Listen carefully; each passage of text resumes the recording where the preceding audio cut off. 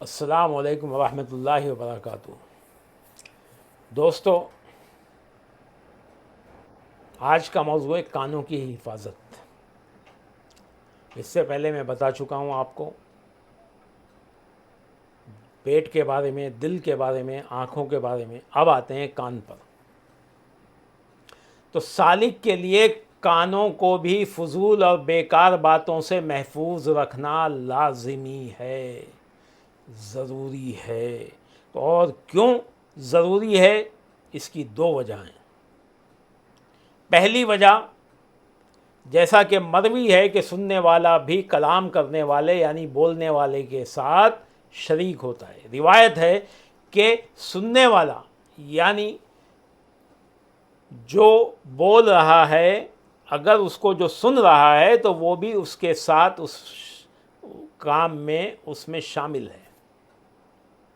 अगर वो अच्छी बातें सुन रहा है तो उसको जैसा बोलने वाले को सवाब मिलेगा, ऐसा ही सुनने वाले को मिलेगा। और अगर वो गलत बोल रहा है तो जैसा गुनाह बोलने वाले को मिलेगा, वैसा ही सुनने वाले को मिलेगा। इसलिए बुजुर्गान चिश्त ने कहा है कि सालिक को राह तरीक़त में दरमियानी राह चलने की कोशिश करनी चाहिए और मुश्तबा जानिब से किनारा कश हो जाना चाहिए। यानी जिस राह में भी शक हो उस राह को छोड़ देना चाहिए, जिस गुफ्तगू सुनने में शक हो उसको छोड़ देना चाहिए। सालिक को अपने कानों को बुरी बातों के सुनने से यूं महफूज कर लेना चाहिए जैसे ज़ुबान को फजूल बातों से महफूज किया जाता है, क्योंकि ज़ुबान से फजूल बातें करेंगे तो उसका गुनाह होगा। तो ठीक इसी तरह जिस तरह फजूल बातें सुनोगे तो उसका भी गुनाह होगा। तो सालिक को फजूल बातें सुनने से भी अपने कानों को महफूज कर लेना चाहिए, बुरी बातों के सुनने से भी अपने कानों को महफूज कर लेना चाहिए। क्योंकि सालिक को मालूम होना चाहिए कि सालिक अगर फजूल बातें सुनेगा तो वो भी फजूल बातें करने वाले के साथ शरीक हो जाएगा। और दूसरी वजह है दोस्तों, कानों की हिफाजत की दूसरी वजह यह है कि फजूल बातें सुनने से दिल में वसवसे और ख़तरात भड़क सकते हैं और ख़तरात भड़कते हैं और जज्बात बरअंगेख्ता होते हैं। यानी जज्बात में जोश आता है, जज्बात जोशीले हो जाते हैं, फिर उनसे बदन मशगूल हो जाता है और ऐसा मशगूल होता है कि इबादत और रियाजत में से कोई चीज़ बाकी नहीं रहती। मुजाहिदे ख़त्म हो जाते हैं, मशागिल ख़त्म हो जाते हैं और सालिक कहीं का नहीं रहता। सालिक को मालूम होना चाहिए कि कलाम इंसान के दिल और कानों में ऐसी ही हैसियत रखता है जैसे पेट में तोआम यानी खाना, पेट में जो हैसियत खाना रखता है वैसा ही कलाम इंसान के दिल के लिए हैसियत रखता है।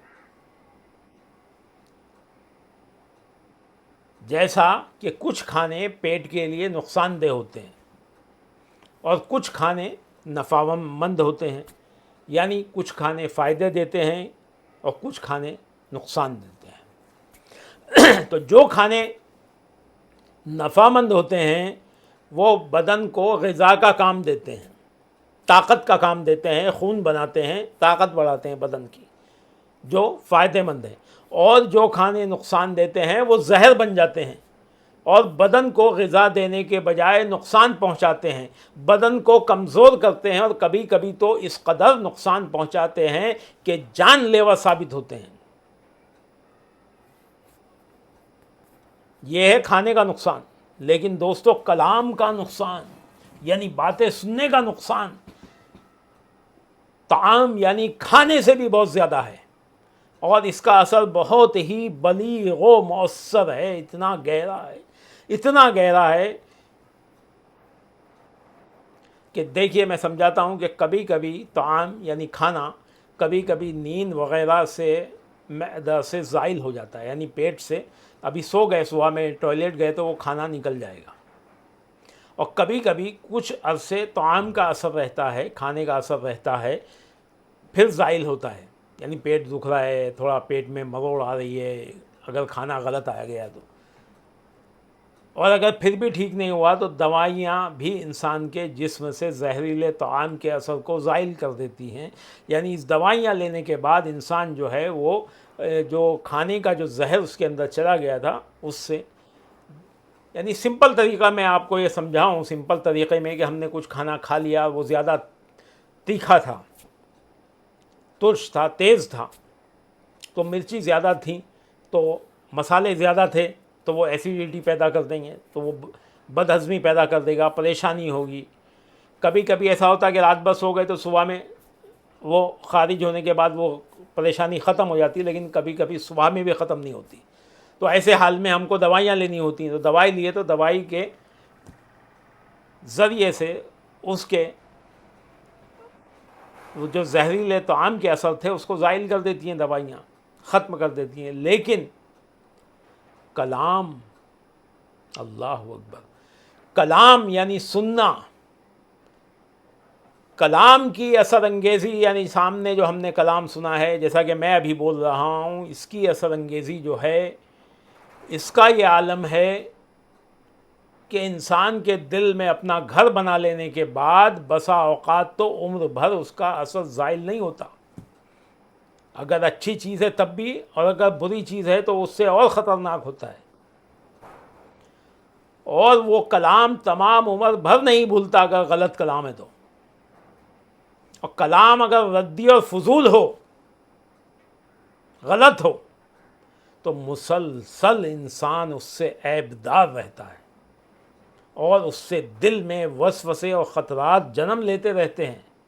हालांकि ज़रूरत इस अमर की है कि उससे बचा जाए और दिल को इन रद्दी और फजूल कामों की यादों से महफूज रखा जाए और उनके शर से बचने के लिए अल्लाह ताला की पनाह तलब की जाए, क्योंकि ऐसे कलामों से दिल में वसवसे पैदा होते हैं और यही वसावस फिर किसी आफत की तरफ उठा फेंकते हैं।